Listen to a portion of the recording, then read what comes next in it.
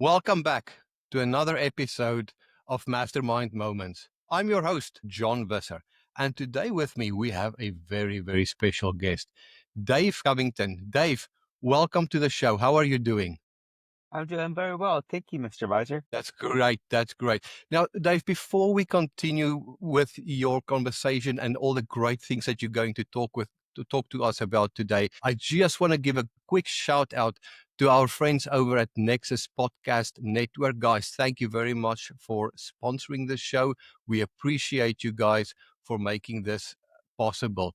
Now, Dave, let's focus on you because you are the superstar of today's show. And what we're going to do today is we want to talk about the new book that you are publishing because I so love a good book to read. Please tell us a little bit more about that. Yes, sir. The name of my book is The Memoirs of Simon Chasity. The genre is romance, but tragedy also. So it's a romantic tragedy. It has a nice storyline to it. Sam is a Native American teenager from Colorado. He gets sent to Arkansas, total different culture. He meets up with Chastity. She's a white country girl. And since he's Native American, she's a white country girl, he's not very well accepted in town. They go on to meet and they fall in love. Even though society doesn't think they should be together, they still fall in love. They go on. He joins the Navy. She goes into nursing, into a college. They meet up again and he proposes to her. They go on and have a family. But it's not what what you would typically think of as a steamy romance. A knight in shining armor goes to save his save his lady. I write it very realistically. So there is abuse that happens in their young lives. There is mental illness that happens later on in the story due to the abuse that they suffered in their younger lives. And then there's some twists and turns along the way, and there's a surprise ending. So I just wanted to give you a little teaser about it, but I'm not going to tell you the whole story. You're not going to do a spoiler alert here for me, aren't you? So I have to go and read the book now. Awesome. Awesome. Thank you very much. All right. Now, Dave, from what I understand, this is not your first book that you've written. How did you come to the topic of this new book that you wrote? Well, anytime that I write, based off of loosely based off of events that's happened in my life. And the characters in the stories are based off of characters of people that's passed through or are currently in my life. So this current story happens to be very true to heart because my wife is a nurse. I was in the military. We both suffer from bipolar. I also, not only bipolar, but I also suffer from schizoid affect disorder. Basically, what that means is that bipolar can cause schizophrenia at certain times. And so writing this book was very cathartic for me to do. I was able to create characters and put it in kind of a fun way, but more realistic to the story. So that's how I came about writing this particular book. So because like you said, a lot of the stuff that you talked about in the book is actually things that you've done in either you or somebody in your life has done themselves. So let's pause a little bit and talk about Dave Covington, where you come from and how you got to where you are today. Where did you grew up as a child? Where did Dave Covington's life start? Sure. I was born in California, in Los Angeles County in 1970. I'm old. In 1979, when I was 9 years old, a young lad, we moved to Colorado. And that was quite a change from California to Colorado, especially southeastern Colorado, where I live in the plains. And then from there, went on through high school. After high school, went back to California, had some fun, joined the Navy. Joined the Navy. Of course, you see the commercials. They're like, "Oh, join the Navy, see the world." I'm like, "Yeah," but I never went on a boat. I never went anywhere. I did my boot camp in San Diego. I went to my A school in San Diego, Balboa Hospital, and then I worked Balboa Hospital, and then I got stationed to Pensacola, Florida, and then I eventually got out. I did my 4 years, got out. After I got out, I was working, met my wife at a hospital that I was working in, and she encouraged me to follow up on my education. I told her that I wasn't that smart, that I didn't want to go to college. I just wanted to do just straight labor. And she said, "No, you're smarter than you think you are. You are going to go to college and you are going to use that GI Bill." I'm like, "Okay." So I ended up going to college. It took me a long time, but I did graduate with a bachelor's in special education. And I had taught for 4 years. And then this is where the mental illness came in. I had what they called a late onset. It happened at the school that I was teaching in. Nobody got hurt except for me. I kind of lost my teaching career, but I do stay involved with Special Olympics. There are certain things that I do with the special needs population that I stay involved with, and that's Special Olympics and little festivals and little dances and things that I love that population. And so I do stay involved with that. I like to have fun. I like to write, of course. I write poetry, short stories, poems, you know, um, and I love to go out to the movies. Um, I love to travel. I've been to, I think, 45 of the United States, and I've been to no, 7 foreign countries. And so I really do like to travel. And yeah, So now in our discussion before before this episode, you also mentioned that you do martial arts and that you had I think a black belt. You said that probably gave you a lot of credibility at school. Tell us a little bit more about that. yes, sir. When I was 13 years old, I was bullied a lot. I was kind of a skinny kid. I got bullied and I needed to find a way. And so my parents got me into Taekwondo and eventually I worked my way up, became a black belt, started teaching my own school in my own dojo. Eventually I progressed and now I'm a third degree black belt. I don't so much teach anymore, but I do stay involved. I love to go to competitions and judge. I love to work with kids one on one, and it did give me a lot of credibility to the schools because that was one of the pluses of why I got hired initially in Arkansas was that they needed somebody strong enough to be able to handle certain situations if the kids got out of hand. And so, yeah, and so it probably gave you that balance between, being a fun teacher, but also having the authority necessary to keep everybody in check and prevent classes from getting completely out of hand. Yes, sir. Yes, sir. And you can present yourself in such a way that you don't have to get physical at all. You just have to have that confidence to go, it's not going to happen. Let's sit back down.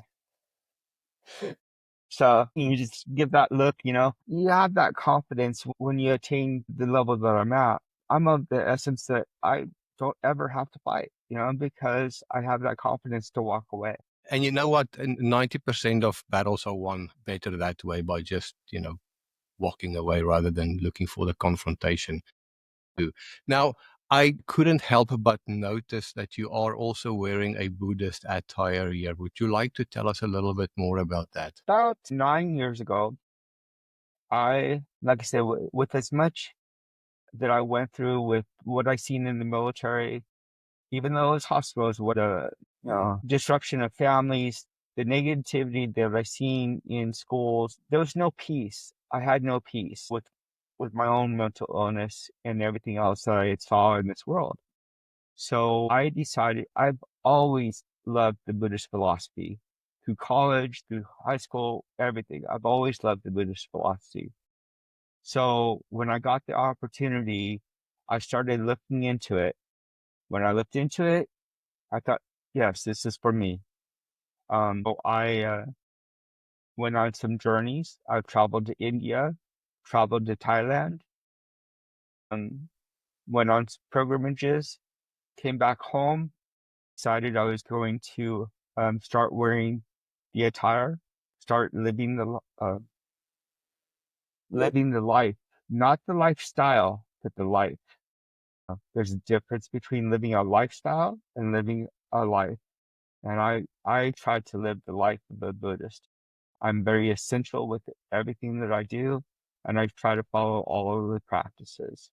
And it's not just for show, it's because of who I am now. And so, when you mentioned that when you had the late onset of your bipolar mental disorder, that got and that eventually, forced you to look for an alternative because you weren't able to teach anymore. What made you decide that you want to become an author? Because I know earlier you mentioned before you went to study, you said you wanted to do labor, right? People would have thought probably you would have gone back to a labor job, but you didn't. You became an author. That's quite interesting.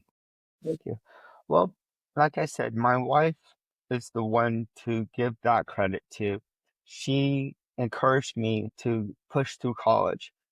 By pushing through college, it gave me that confidence to go, wait a second, maybe I do have an ability to do certain things that I didn't think I could do. Now, maybe I could actually write books. Maybe I can actually tap into that inner side of me that loves to write, and so, like I said, it went short steps, poetry. I love poetry, Shakespeare, you know, um, a lot of the other poets, Maya Angelou and Robert Whitaker, all of the classics. And that got me to writing poetry. Poetry led to short stories, and short stories led to full on books.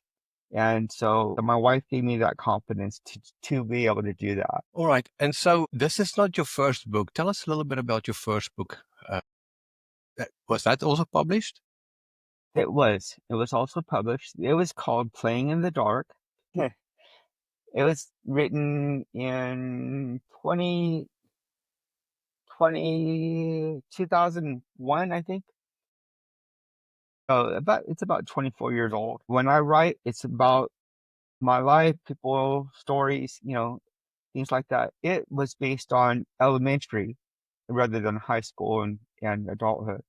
So, it talked about a young boy going from Colorado into California and, into a city, and he's a country kid going into a city and all of those yanks that young children go through, when they transfer into a city school. And then he loses his grandfather and they're away. So they make that trek back home to Colorado towards the end. And so the first book, was that written prior to the onset of your bipolarism, or was that after as well? No, that first book was pretty much the beginning of the onset of the bipolar. And do you think that, the onset of the bipolarism had a great impact on how you would write versus if you wouldn't have had that? I believe it does because bipolar kind of connects the brain differently. And if I overthink certain things, then I don't write as well because I'm like, oh gosh, I have to think it this way, make it this way, make it that way. This I hate to say this, but mental illness actually makes me a better person, better writer because I am more conscious of life. I'm more conscious of how I write, what I write, and what the message I want to get out. And so let's move back to the current book here, and then what we want to do is we want to look a little bit forward. What's next on your plate here? Well, the current book, like I said, I'm actually trying to market right now, and I wrote it, and it came out of the market last year, and I am promoting it every which way that I can. I'm going out on book signings. Most of my book signings are through Barnes and Nobles, but I also do other bookstores, festivals, wherever I can do a book signing, I'll be there. I have marketing on, I have my own website. I have my own Facebook. I'm doing a podcast with Mr. John Visser. And eventually I'm going to be doing a television interview with Logan Crawford. I don't know if you know him or not, but That's eventually, that's uh, that's very exciting. yes, sir. When is that going to happen? That will happen next month in August. All right. And so for the book signings, if people want to, excuse me, come and meet you at the book signings, where can they get a schedule for the dates where you're going to be? That schedule is going to be on my website, and that website is www dot all lowercase Dave dash Covington writes.com. And in that website, it will show basically the schedule about the book, about me, my life story, and then there's a link onto the Facebook, and you can see some of the pictures.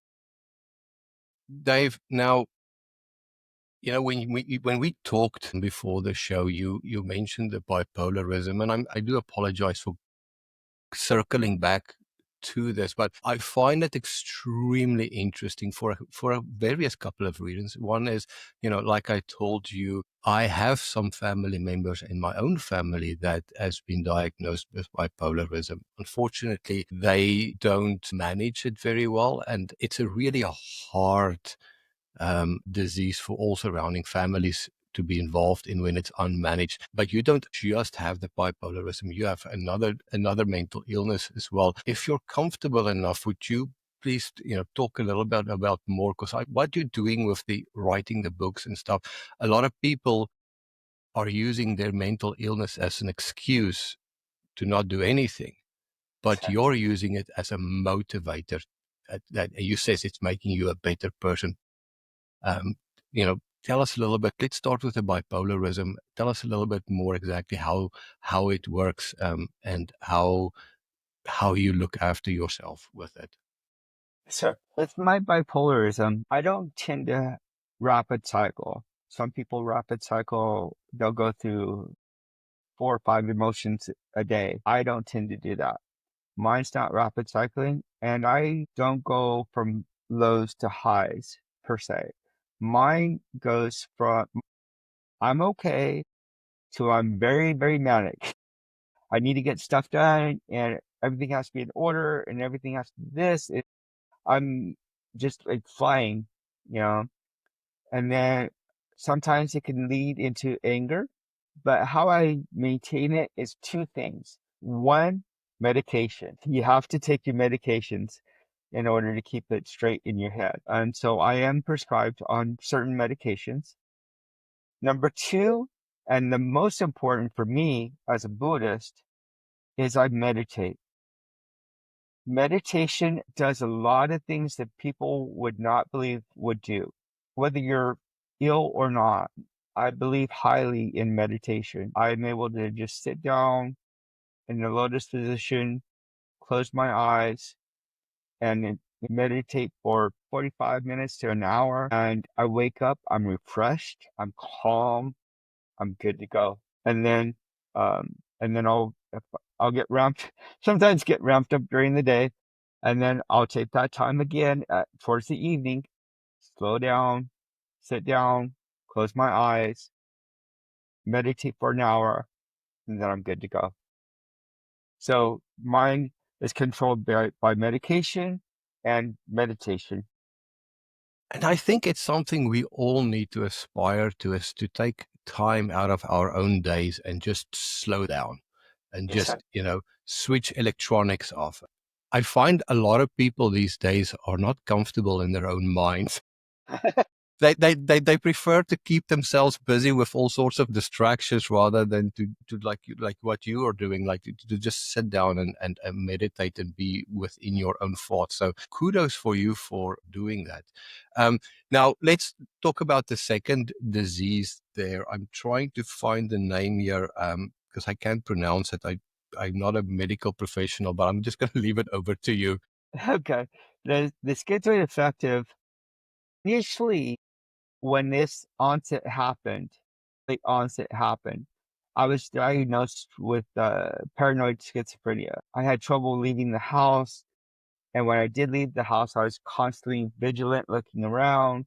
I couldn't get out of if I went somewhere, I couldn't get out of the vehicle to go into the stores or anything like that. Go out to check the mail.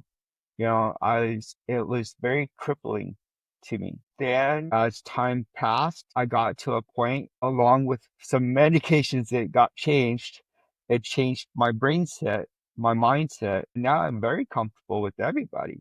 You know, everybody's my friend. So, I'll talk to anybody. I'll talk to the cashier at the local gas station. I talk to people on the bus. I talk to people when I travel. I'm really good to go with that. But what I'm diagnosed with now is a schizoid affect disorder, not a full schizophrenia. So schizoid affect disorder comes from bipolar. So Okay. whenever my bipolar acts up enough that it brings on the schizophrenia, sometimes I hear things, sometimes I see things, sometimes I get that feeling like, oh, I got to be vigilant, but it's does not last but like maybe 5 minutes if that. And at most like 20 minutes, but it's not truly from the schizophrenia. It's kind of brought on by the manic episodes from bipolar. Okay, gotcha.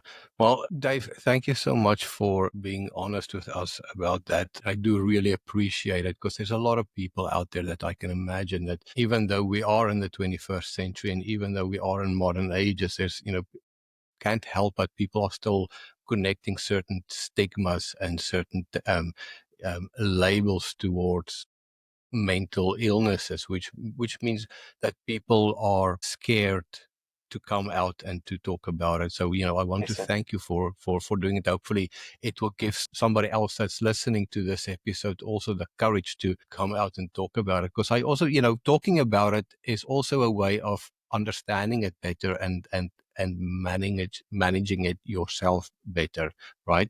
So your book, where can we come and go and buy that book? Actually, it is not in the bookstores, but it is on Amazon.com. It is on BarnesandNobles.com. You can find it on eBay, Reader's House, a lot of websites, and you could find it on. But those are the main .coms is the Barnes and Nobles, Amazon, and eBay. So I'm assuming we can get it in paperback and in electronic version. I do have the paperback and I do have the ebook available. Wonderful. So when is your next book signing and where? Just for interest sake, if somebody is there, they are listening within the next, let's say 2 weeks, and they are in the vicinity, we would love them to come out and say hi to you. Sure. I am going to be taking off for Texas. I'll be down in Garland, Texas on Saturday the 5th, this of July 5th. I'll be at the Barnes and Nobles doing a book signing there. All right.